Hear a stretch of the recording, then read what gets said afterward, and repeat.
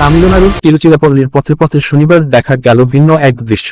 থালাপতি বিজয়ের নামে স্লোগানের মুখরিত পুরো শহর। পর্দার নায়ককে এবার রাজনীতির মাঠে বরণ করে নিল ভক্তরা। বিজয়ের সফরকে ঘিরে এতটাই উন্মাদনা ছড়িয়ে পড়ে যে শহর জুড়ে তৈরি হয় অচলাবস্থা।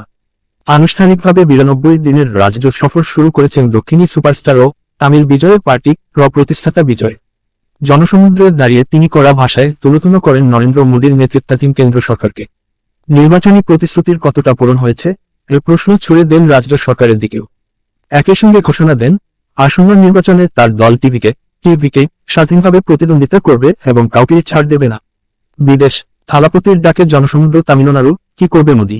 অনলাইন ডেস্ক প্রকাশিত সন্ধ্যা 4:08 18 September 2025। Facebook, Twitter, mail, WhatsApp, LinkedIn, Messenger. ছবি সংগৃহীত। তামিলনাড়ুর তিরুচিরাপল্লীর পথে পথে শনিবার দেখা গেল ভিন্ন এক দৃশ্য। থালাপতি বিজয়ের নামে স্লোগানের মুখরিত পুরো শহর। পর্দার নায়ককে এবার রাজনীতির মাঠে বরণ করে নিল ভক্তরা। বিজয়ের সফরকে ঘিরে এতটাই উন্মাদনা ছড়িয়ে পড়ে যে শহর জুড়ে তৈরি হয় অচলাবস্থা।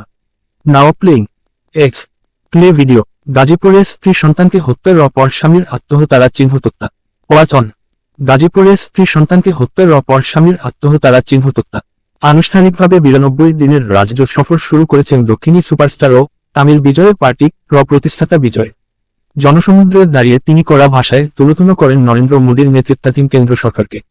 নির্বাচনী প্রতিশ্রুতির কতটা পূরণ হয়েছে এর প্রশ্ন ছুড়ে দেন রাজ্য সরকারের দিকেও।